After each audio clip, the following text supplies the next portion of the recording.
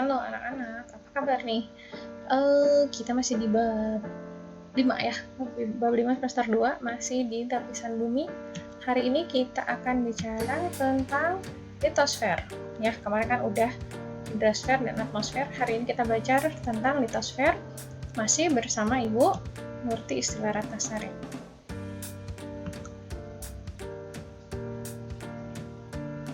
Kita lihat dulu menurut hari ini seperti biasa ya. Yang pertama ada kompetensi dasar. Yang kedua ada tujuan pembelajaran.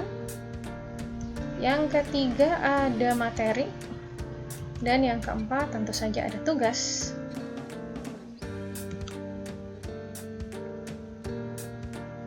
Kita masuk ke yang pertama ya. Yang pertama itu adalah kompetensi dasar.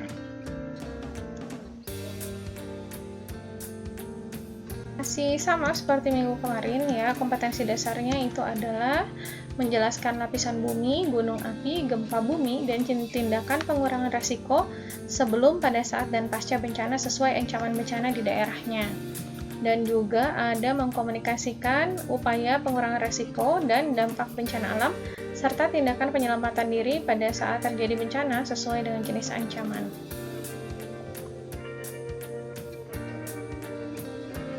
Nah, kita masuk ke menu kedua ya. Menu keduanya adalah tujuan pembelajaran. Oke, tujuan pembelajaran hari ini itu adalah setelah selesai pembelajaran, siswa diharapkan dapat menjelaskan karakteristik litosfer dengan tepat, menjabarkan lapisan-lapisan litosfer dengan benar, menerangkan teori tektonik lempeng dengan benar, menjelaskan penyebab terjadinya gempa dan cara menyelamatkan diri dari bencana tersebut dengan baik.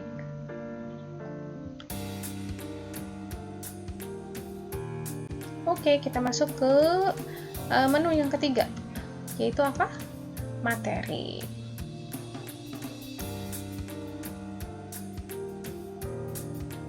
Oke, pertama kita coba tahu dulu apa sih yang disebut dengan litosfer. Jadi litosfer itu berasal dari bahasa Yunani, yaitu litos yang artinya batuan dan juga sphaira yang artinya lapisan. Jadi litosfer itu adalah merupakan lapisan batuan yang ada di bumi. Jadi ini adalah arti litosfer ya, diingat-ingat.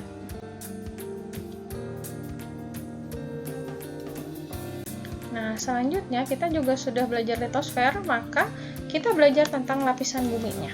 Kita lihat di gambar. Ternyata bumi kita ini terdiri dari 4 lapisan ya, terutama di litosfer atau di lapisan batuannya. Dari paling luar ada yang kita sebut sebagai kerak bumi ya. Nah, kerak ini tebalnya sekitar 70 km ya, terdiri dari batuan basa dan masam. Jadi kerak bumi ini adalah tempat kita hidup, tempat kita berpijak ini ya. Ini adalah kerak bumi disebutnya. Dan dia itu ternyata hebatnya itu adalah tebalnya sekitar 70 km ke dalam menuju ke pusat bumi ya. Padahal kalau misalnya kita pertanyakan ya, kok tebal banget ya 70 km.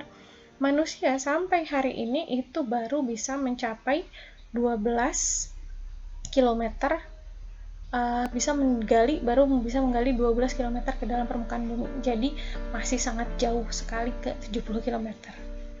Oke, selanjutnya ada yang kita sebut sebagai mantel. Ini adalah lapisan kedua dari luar. Nah, mantel atau selimut bumi ini tebalnya ini lebih luar biasa lagi. Tadi kan 70 km ya, kita udah amazed. Ternyata ini tebalnya adalah 2900 km. Sekali lagi, tebalnya adalah 2900 km. Dan dia ini terdiri dari 3 lapisan lagi. Yang pertama adalah litosfer, batuan padat. Nah, itu yang kita sebut dengan litosfer tadi ya, lapisan batuan. Selanjutnya astenosfer. Nah, ini adalah magma. Tahu kan magma ya? Magma itu adalah cairan panas yang kalau ternyata gunung berapi meletus itu dikeluarkan dalam bentuk lava. Nah, selanjutnya di paling dalamnya itu di mantel atau selimut ini ada yang kita sebut sebagai mesosfer. Nah, ini terdiri dari besi dan batuan basa. Kita masuk ke lapisan ketiga, yaitu adalah inti bumi bagian luar. Nah, inti luar ini adalah tebalnya sampai 2000 km. Tebalnya itu adalah 2000 km dan ternyata dia itu terdiri dari besi cair yang suhunya mencapai 2200 derajat Celcius. Mau bisa bayangkan 2200 derajat Celcius. Sebenarnya kalau ibu sih nggak kebayang ya, tapi yang pasti ini pasti luar biasa panas sekali ya. Itu baru inti luar. Kita masuk ke inti dalam. Inti dalam ini diameternya itu sekitar 2700 km. Dia terdiri dari nikel dan besi yang suhunya ini jauh lebih panas lagi, yaitu mencapai 4500 derajat Celcius sampai 6000 derajat Celcius. Luar biasa ya. Bumi kita ini kalau bukan Allah yang menciptakan, tidak mungkin strukturnya sampai seperti ini. Kita lanjut ya. Nah, ketika kita sudah belajar tentang lapisan bumi itu sampai dalam tadi, sekarang kita belajar tentang lapisan bumi yang paling luar yang tadi, yang kerak bumi itu. Kita lihat gambar di sebelah kanan. Nah, ini seperti bola dunia ya. Tapi kalau kami perhatikan lagi, ini kenapa benuanya pada merapat begini ya? Kenapa pada menempel begini? Ternyata ini ada alasannya. Ini adalah bukan bentuk bumi saat ini adalah bentuk bumi pada jutaan tahun yang lalu. Ya. Nah, kita sekarang belajar tentang teori tektonik lempeng. Jadi pada teori tektonik lempeng ini dikatakan bahwa, jadi ini teori tektonik lempeng ini dikemukakan oleh seorang ahli meteorologi asal Jerman bernama Alfred Wegener. Nah, dia itu mengajukan sebuah teori yang dikenal dengan teori pergerakan benua atau continental drift ya, atau teori tektonik lempeng ini. Nah, ternyata di dalam teorinya ini Wegener itu menjelaskan bahwa pada zaman dahulu kala semua benua di bumi itu menyatu. Bentuknya kurang lebih seperti di kanan ini ya, menyatu di semua benua yang sekarang ada itu ternyata dulunya menyatu seperti di gambar bagian kanan ini. Nah, benua ini menyatu berbentuk sebuah daratan yang sangat luas yang disebut sebagai Pangea. Jadi Pangea ini adalah benua yang kuno ya, istilahnya benua kuno yang terbentuk sekitar jutaan tahun yang lalu di bumi. Jadi bukan seperti sekarang, mereka dulunya tadinya rapat gitu, sekitar 200 juta tahun yang lalu. Nah, kenapa bisa jadi seperti sekarang? Ternyata benua-benua tersebut bergerak ya, jadi bergeser, terpisah, dan juga menjauh secara perlahan, maka didapatkanlah bentuk seperti bentuk bumi yang sekarang. Ya, jadi sekitar 200 juta tahun yang lalu itu bentuknya seperti yang di kanan ini gitu. Nah, setelah dia bergerak sedikit demi sedikit, per tahunnya itu bisa bergerak sampai 15 cm ya, yang namanya benua itu. Ternyata jadilah seperti sekarang. Nah, gitu. Masya Allah ya, untuk yang muslim bisa dilihat di Al-Quran ada itu ayat yang mengemukakan bahwa sebetulnya gunung-gunung itu terlihat seperti diam, padahal sebetulnya dia bergerak seperti awan. Nah, penjelasannya adalah di teori tektonik lempeng ini.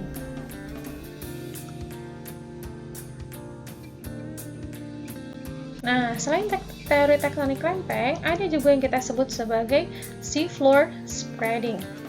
Ya, kurang lebih ilustrasinya adalah seperti ini. Sea floor spreading atau kita kenal dengan ini adalah pergerakan dasar laut ya. Nah, kalau ini adalah teori yang dikeluarkan lebih baru dibanding yang tadi, yang teori tektonik lempeng itu atau continental drift. Kalau ini dikeluarkan oleh seorang ilmuwan dari Princeton University yang bernama Harry Hess pada tahun 1960. Nah, dia itu mengajukan teori yang disebut sebagai sea floor spreading atau pergerakan dasar laut, di mana dia mengeluarkan teori itu bahwa di bawah kerak bumi tersusun antara material yang panas dan memiliki massa jenis yang rendah. Yang tadi ya, yang panas itu yang ada di mantel itu, yang di mantel, yang ada magma itu. Nah, karena dia itu cair, jadinya dia itu massa jenisnya rendah. Nah, dan dia itu bisa bergerak ke atas ya, naik ke punggung kerak samudra. Kemudian material itu bergerak ke samping bersama dengan dasar kerak samudra, sehingga bagian dasar kerak samudra itu menjauh dari punggung kerak samudra dan membentuk sebuah patahan. Nah, kita bisa lihat di gambar di sebelah kanan ini. Jadi kan yang di atas itu mendorong ke atas, sisi magma itu mendorong ke atas sampai terjadi patahan. Nah, sudah terjadi patahan, nanti si dasar lautnya itu akan bergerak menjauh. Makanya muncullah patahan seperti di gambar.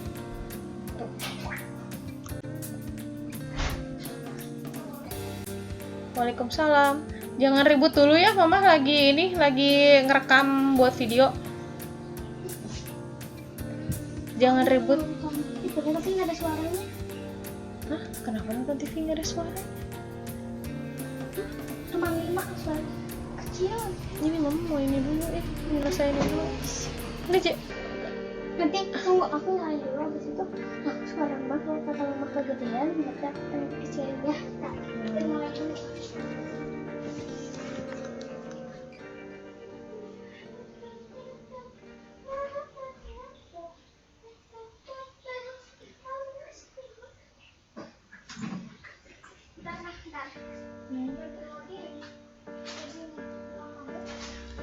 Udah 8:30 Kak, ngapain nonton TV lagi?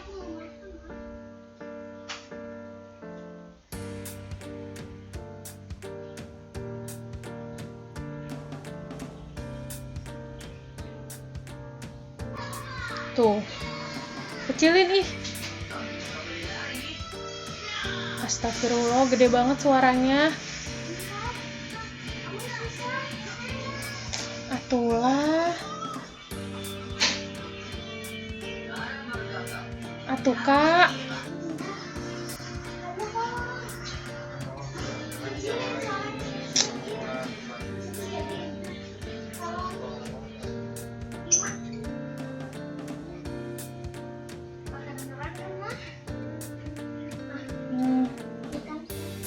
Ya Mama mau bikin video lagi nih, belum beres.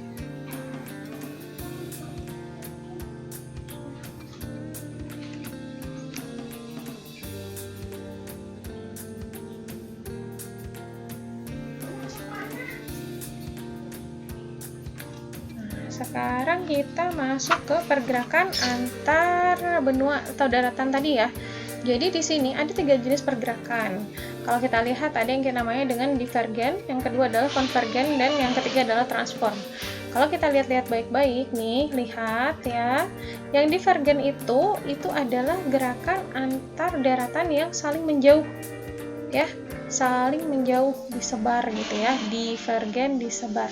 Jadi dia itu adalah gerakan antar benua atau daratan yang saling menjauh. Contohnya apa? Contohnya adalah punggungan tengah samudra atau yang kita sebut sebagai mid-oceanic ridge. Nah, ini juga merupakan salah satu bukti di mana sea floor spreading itu terjadi gitu ya. Jadi nanti akan membentuk sebuah patahan, tapi setelah patahan ini karena dia itu terbuka, nanti magma itu bisa ke atas, yang cairan yang sangat panas itu, maka membentuk pegunungan dasar laut yang berupa gunung berapi gitu. Nah, setelah divergen kita melihat yang pergerakan yang kita sebut sebagai konvergen. Nah, ini kebalikannya. Kalau divergen menjauh, kalau konvergen ini mendekat. Saling mendekat. Ya, saling mendekat seperti yang digambar itu sebelah kiri. Jadi berkumpul gitu, konvergen, kumpul gitu ya, saling mendekat. Karena dia saling mendekat, maka terjadilah tabrakan ya kan? Tabrakan antar benua atau daratan tadi. Yang ke atas itu dapat membentuk pegunungan, yang ke bawah itu adalah membentuk palung. Contohnya adalah Palung Jawa dan juga pegunungan Himalaya. Itu pegunungan yang sangat-sangat tinggi sekali. Nah, itu tuh awalnya dia nggak sebegitu, ya itu terbentuk jutaan tahun karena ya terjadi benturan antar daratan tadi, gitu. Nah, yang ketiga adalah transform. Kalau transform ini bukan menjauh atau mendekat, tapi bergesekan, ya. Transform ini adalah gerakan antar daratan yang bukan menjauh atau mendekat, tapi itu adalah bergesekan. Oke? Nah, contohnya itu apa, Caca? Contohnya itu adalah sesar San Andreas di California yang panjangnya mencapai 1.300 km. Gitu ya. Sesar San Andreas di California yang panjangnya mencapai 1.300 km. Sekali lagi berulang ya, divergen itu gerakan antar daratan atau benua yang saling menjauh. Konvergen itu adalah gerakan antar benua atau daratan yang saling mendekat, dan transform itu adalah gerakan antar benua yang bergesekan.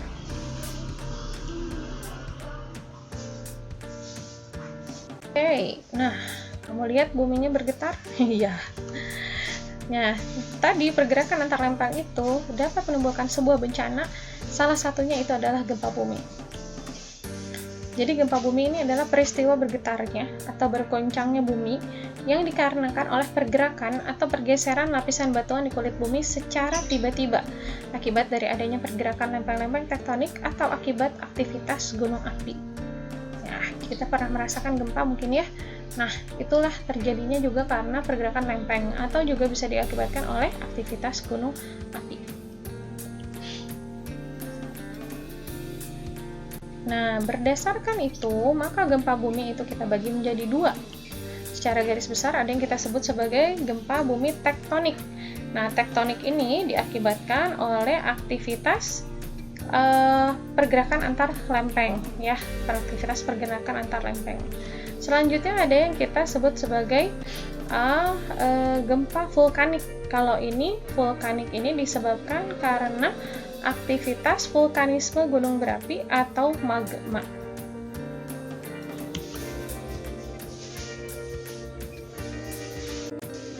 Nah, sekarang kita masuk ke ilustrasi terjadi gempa bumi. Kok bisa terjadi seperti apa?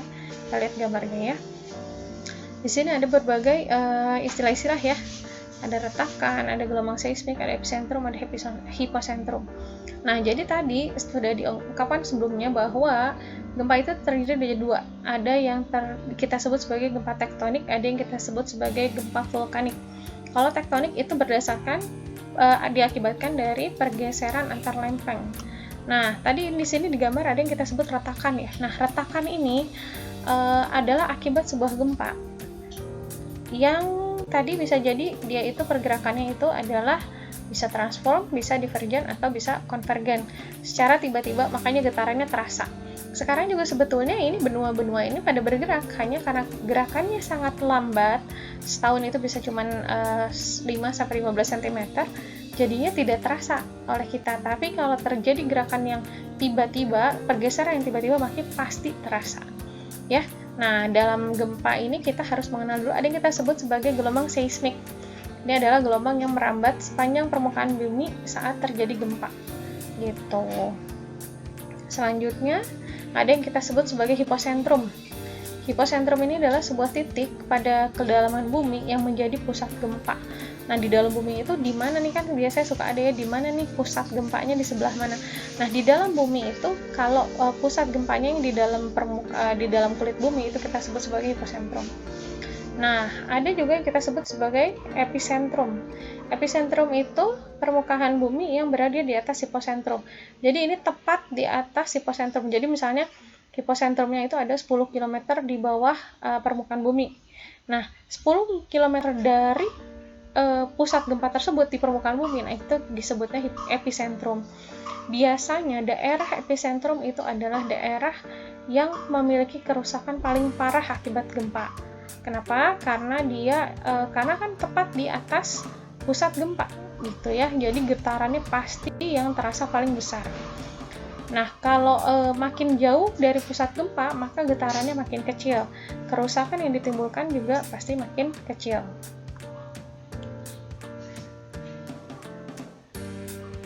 Nah, selanjutnya kita bicara tentang kekuatan gempa bumi. Pernah dengar kan ya skala Richter?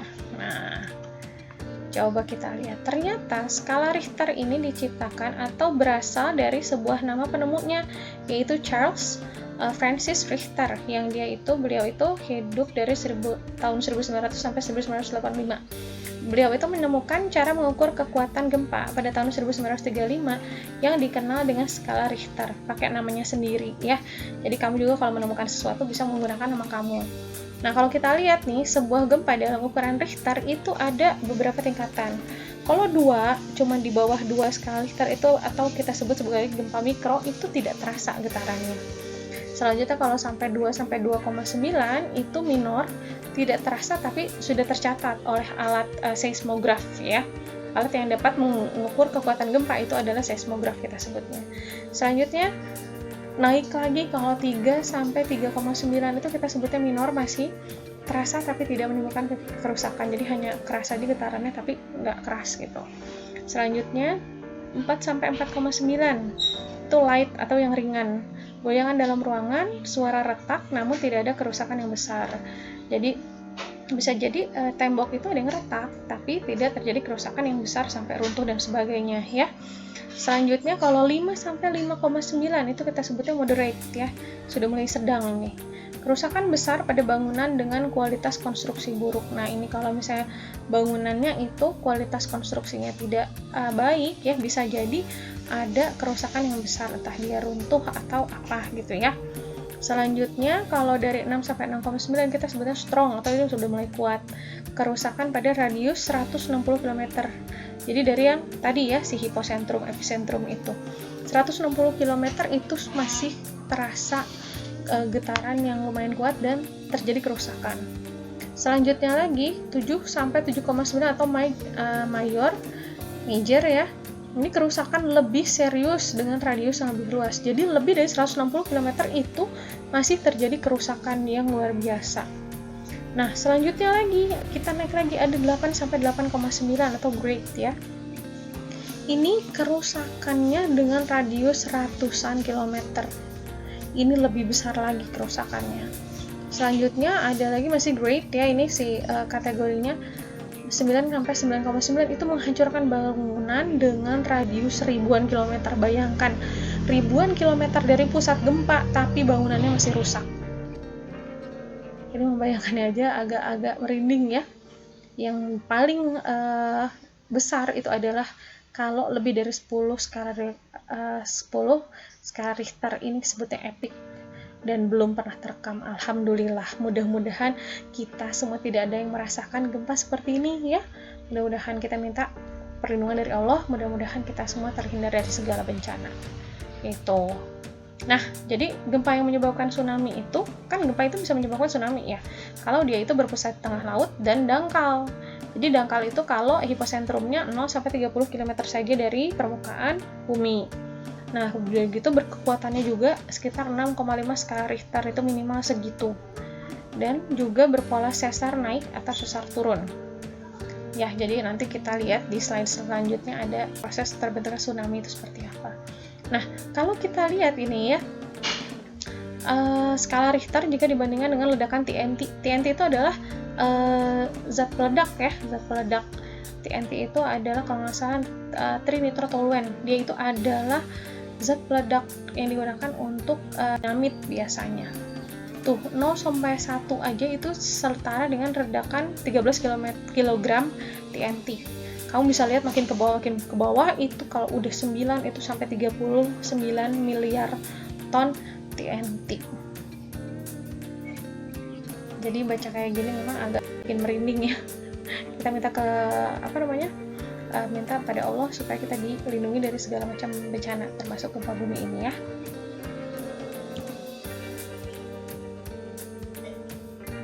Nah, selanjutnya gempa itu tadi sudah disebut di situ ya, dapat menimbulkan tsunami. Kalau seperti apa? Kalau terjadi di dasar laut si pusat gempanya, udah gitu gerakan lempengnya itu bisa ke atas atau ke bawah, dia itu akan mendorong air laut ke atas sehingga timbul gelombang yang besar dan kuat. Gelombang air laut ini kita sebut sebagai tsunami. Nah, kita lihat di gambar sebelah kanan nomor 1, gempanya itu menyebabkan penurunan dasar laut dan air menyusut. Nah, kalau dia itu sesarnya turun, otomatis airnya nyusut ya kan? Airnya nyusut. Jadi salah satu tandanya di pantai itu akan terjadi penyusutan air. Jadi ada banyak ikan yang tertinggal di pantai gitu.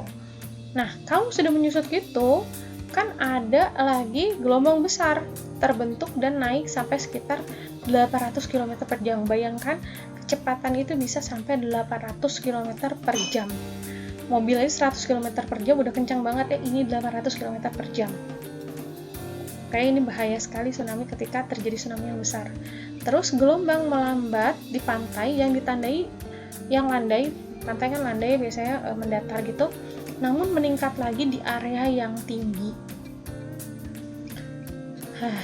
Di negara kita pada tahun 2004 ya sempat terjadi tsunami yang sangat dahsyat di Aceh yang menimbulkan kerusakan yang sangat parah dan juga menimbulkan korban jiwa yang sangat banyak. Kita berdoa bersama-sama semoga kita semua dilindungi Allah dan tidak terjadi gempa ataupun tsunami atau bencana alam apapun pada kita semua ya.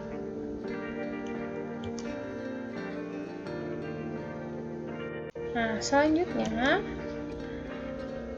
kita sudah belajar tadi tentang gempa, maka kita pun harus belajar tentang waspada gempa. Jadi gempa bumi ini adalah salah satu bencana alam yang tidak dapat diramalkan. Ya, apalagi yang tektonik. Kalau vulkanik mungkin sedikit bisa karena sudah ada catatan aktivitas gunung berapi ya. Tapi kalau tektonik itu sama sekali tidak bisa diramalkan. Makanya kita harus tahu, belajar dari sekarang. Jika sewaktu-waktu hal itu terjadi, kita tahu apa yang harus dilakukan, ya. Nah, saat terjadi gempa bumi, yang pertama adalah cari tempat perlindungan yang terdekat, ya. Kalau misalnya di dalam ruangan masih susah keluar, cari meja yang kokoh dan lain-lain, ya. Kita berlindung di bawah situ sementara. Selanjutnya, hindari bangunan seperti gedung, pohon, tiang listrik, dan lain-lain untuk menghindari reruntuhan.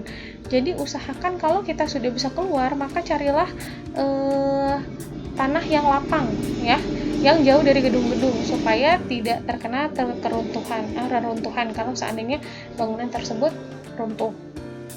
Nah, yang ketiga, kalau kita berada di dalam kendaraan, segera menjauh dan hindarkan dari retakan tanah untuk menyelamatkan diri. Karena tadi kita sudah bahas bahwa gempa itu dapat menyebabkan juga retakan. Jadi itu harus hati-hati sekali. Ketika kita di dalam mobil kan tidak terlihat ya. Makanya disarankan kita segera keluar dari kendaraan untuk menyelamatkan diri. Nah, kalau kita sedang ada di pantai, yang keempat, itu adalah segera menjauh atau menghindar dari daerah perairan. Pantai itu untuk menghindari tsunami. Jadi kalau misalnya sudah ada getaran atau gempa di daerah pantai, itu segera cari perlindungan ke tempat yang lebih tinggi untuk menghindari tsunami. Dan selanjutnya itu adalah yang kelima, jauhi daerah rawan longsor, seperti pegunungan, tebing yang memiliki intensitas kekuatan tanah rendah. Jadi kalau saya terjadi gempa di daerah-daerah seperti itu, maka kita pun harus menjauh dari daerah tersebut karena dikhawatirkan akan ada longsor.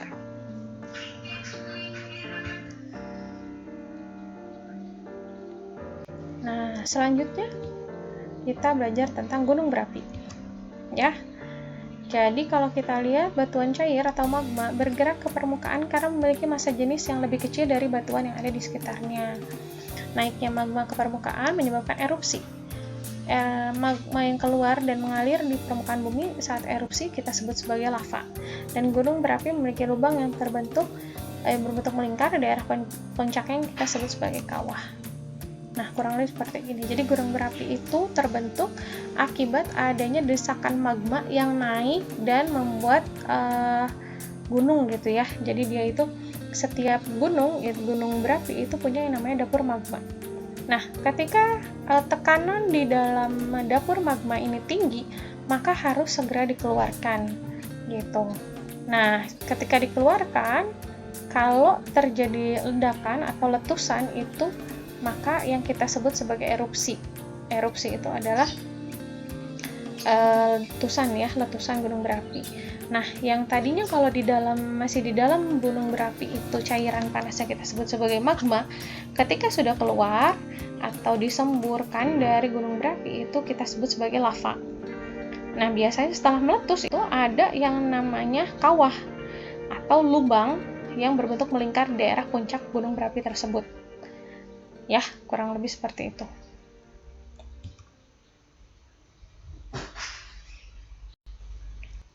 Nah, Badan Geologi Kementerian Energi dan Sumber Daya Manusia ESDM membedakan status gunung api menjadi 4 tingkatan. Kita lihat sebelah kiri. Nah, tingkat isyarat gunung berapi di Indonesia. Jadi kalau dia masih normal atau hijau ini berarti tidak ada gejala atau aktivitas tekanan magma. Tindakannya itu hanya survei dan penyelidikan. Seperti biasa aja ini mah, seperti sehari-hari ini memang ada yang bertugas untuk survei dan penyelidikan tentang gunung berapi tersebut. Jadi memantau aktivitasnya gitu ya. Nah, kalau aktivitasnya naik masuk ke level waspada atau status waspada, ini terjadi artinya itu adalah ada peningkatan aktivitas seismik dan kejadian vulkanis lainnya gitu. Nah, kalau sudah kayak gini, maka tindakan yang harus dilakukan oleh pihak yang terkait itu adalah penyuluhan atau sosialisasi ke warga untuk bersiap-siap kalau seandainya terjadi erupsi gitu ya. Nah, kalau naik lagi si levelnya itu artinya siaga. Kalau siaga ini terjadi peningkatan intensif kegiatan seismik menuju bencana letusan. Siaga ini belum terjadi letusan, tapi peningkatan aktivitas seismiknya naik terus gitu. Nah, tindakan yang dilakukan oleh pihak terkait itu adalah sosialisasi dan penyiapan sarana darurat. Nah, ini udah mulai nih, selain sosialisasi, udah mulai mereka juga menyiapkan tempat pengungsian dan selanjutnya ya, dan juga untuk menyelamatkan warga. Kalau sudah tingkatan awas, ini adalah yang paling tinggi tingkatannya, ini berarti sudah ada terjadi letusan ya, atau erupsi dimulai dengan abu dan asap dan berpeluang terjadi dalam waktu 24 jam gitu. Si letusan lavanya itu berpeluang terjadi dalam waktu 24 jam. Dan kalau sudah seperti ini, maka tidak ada pilihan lain selain mengosongkan wilayah. Jadi warga yang ada di sekitar gunung berapi tersebut itu harus mengungsi.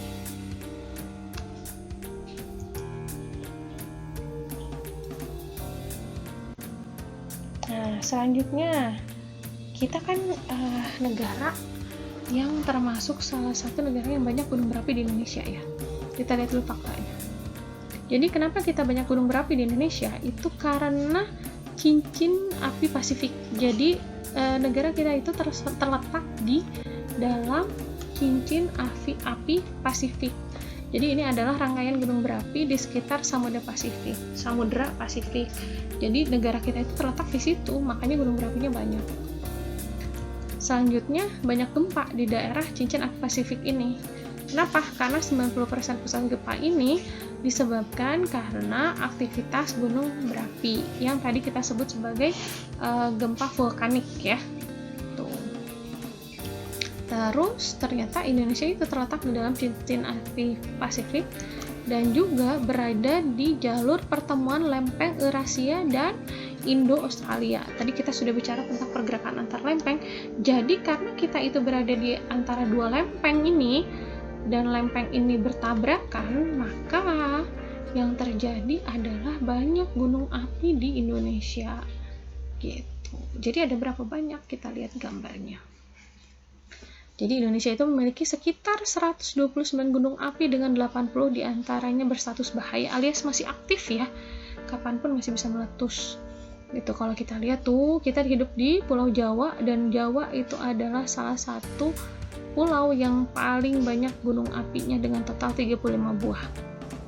Disusul dengan Flores, selanjutnya Sumatera, Sulawesi, Laut Banda, Halmahera, Kepulauan Sangihe, Bali, Sumbawa, dan juga Lombok. Gitu. Banyak ya.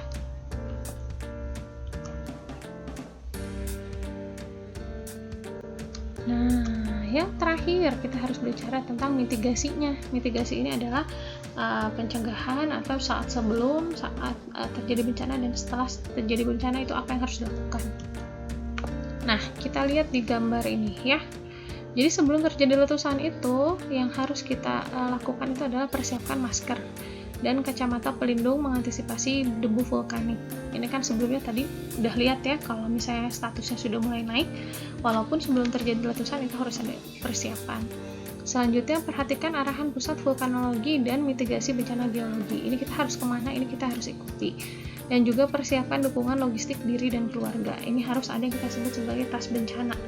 Ya, tas darurat atau tas emergency ya.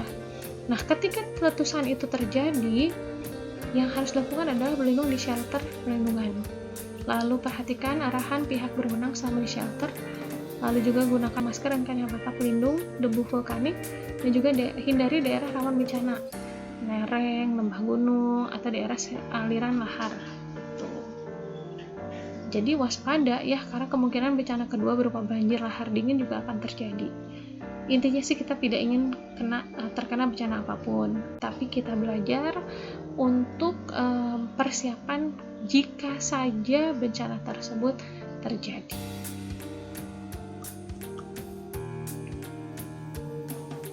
Oke, materinya selesai sampai situ, maka kita sekarang masuk ke daftar isi yang keempat, yaitu tugas.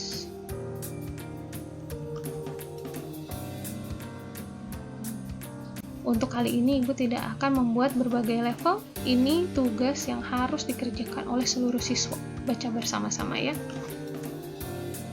Persiapkan dirimu sebaik-baiknya untuk ulangan minggu depan. Jadi tidak ada tugas yang harus dikumpulkan. Yang harus kamu lakukan adalah mempersiapkan diri sebaik-baiknya untuk menghadapi ulangan minggu depan. Oke anak-anak, paham ya?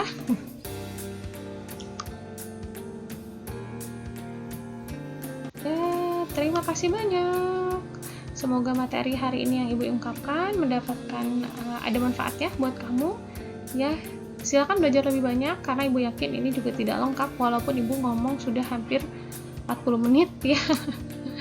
Kalau masih ada pertanyaan silahkan japri Ibu ya. Ditunggu juga kritik dan sarannya. Semoga bermanfaat dan silakan follow IG Ibu @nurti_istilah. Sampai ketemu lagi anak-anak. Semoga sehat semua, kita semua terhindar dari bencana. Sampai ketemu lagi. Assalamualaikum warahmatullahi wabarakatuh.